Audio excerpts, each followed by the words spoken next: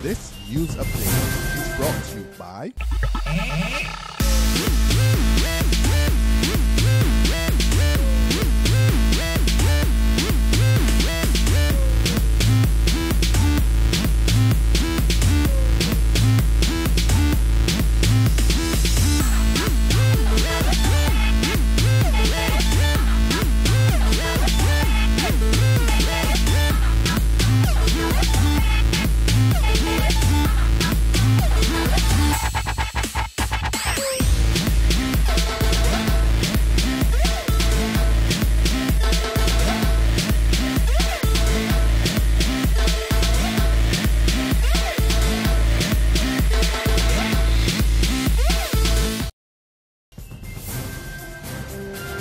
This is the 7 a.m. Barbados Today update for Tuesday, July the 22nd, 2014. I'm Emmanuel Joseph. A pleasant good morning to you. We begin with news that opposition leader Mia Mottley, already politically bruised by her predecessor Owen Arthur, is again facing more public dissent from yet another key member of her parliamentary group. The latest is Kerry Simmons, the man she chose as leader of opposition business in Parliament. Simmons tells Barbados Today he is still trying to decide whether to support the anti-municipal solid waste tax protest march to the Prime Minister's office, which his leader has planned for Thursday. In fact, Simmons is suggesting that the proposed demonstration may be premature. I want the Labour Party to be very clear about its cause to the country, and it can't send mixed messages. If we are marching in protest of a bad administration that has run down and destroyed Barbados, then I am all for it. If we are marching along very narrow lines of a municipal solid waste tax that has been adjusted, and the extent of the adjustment we are not sure about, then I have to say, I think there's wisdom in pausing and doing a little bit of reflection and analysis of not only where the government actually now is, but where we are likely to be if we were in the government shoes in short order. Meanwhile, General Secretary of the opposition Barbados Labour Party, Dr. Jerome Walcott, is serving notice on Simmons of possible censure for his public remarks. Walcott is contending that publicly airing his objection to Ms. Mottley's planned protest march on the municipal solid waste tax was not the appropriate place to do so. The BAP General Secretary says the Parliamentary Group will have to deal with Simmons's conduct.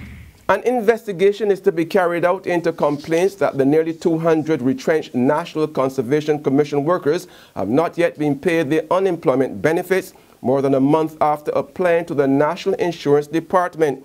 The National Union of Public Workers is expressing grave concern about the situation, even as it continues to wait for the Employment Rights Tribunal to name a date for the start of hearings on the dismissed NCC employees. NUPW Senior Industry Relations Officer Wayne Warren tells Barbados Today the union will have to carry out a probe into the many complaints it's been receiving from workers, especially considering the hardship they are already experiencing being on the breadline.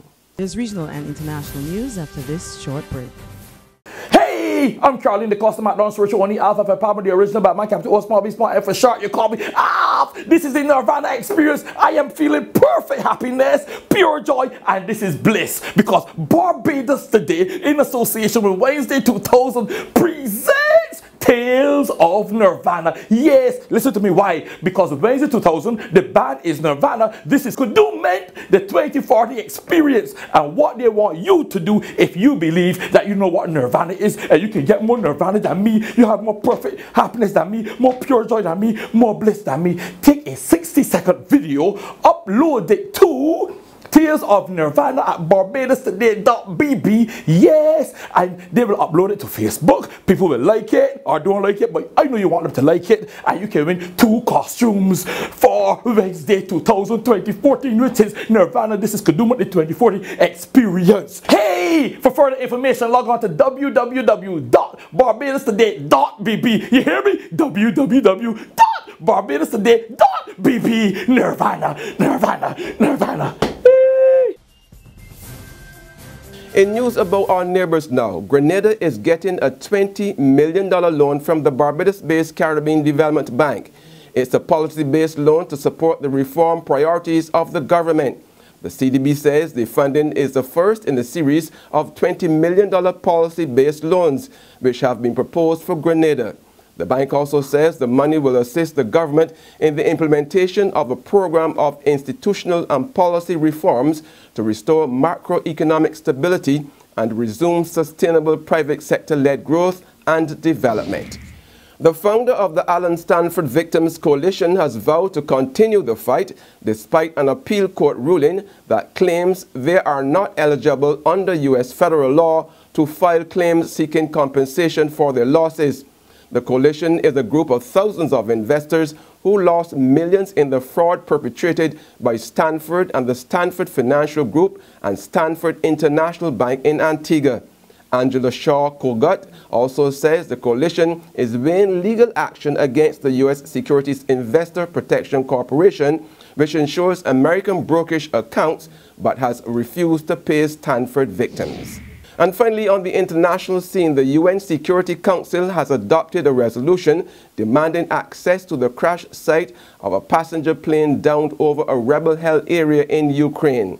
Pro-Russian separatists earlier allowed bodies from the Malaysia Airlines crash to be taken to the city of Kharkiv and handed over to international experts. Western nations say the rebels struck MH17 with a Russian-supplied missile, killing all 298 people on board.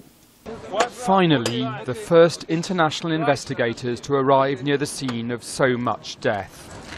And a grim task for forensic experts from Holland, guarded by rebel gunmen, checking how the bodies have been stored in refrigerated railway cars. The idea is to move all the bodies to Holland for identification, but for now, just moving them out of a war zone would be good. And on that note, we end the 7 a.m. Barbados Today update, but you can join us again at noon.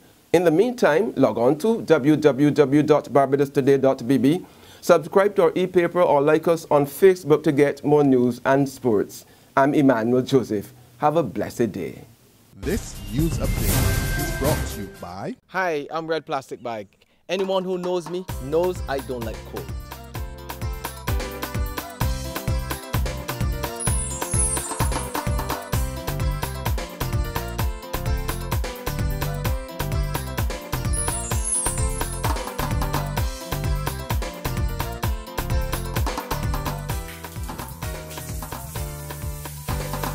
Sunshine reigns in my country. I love it. Yes, sun power.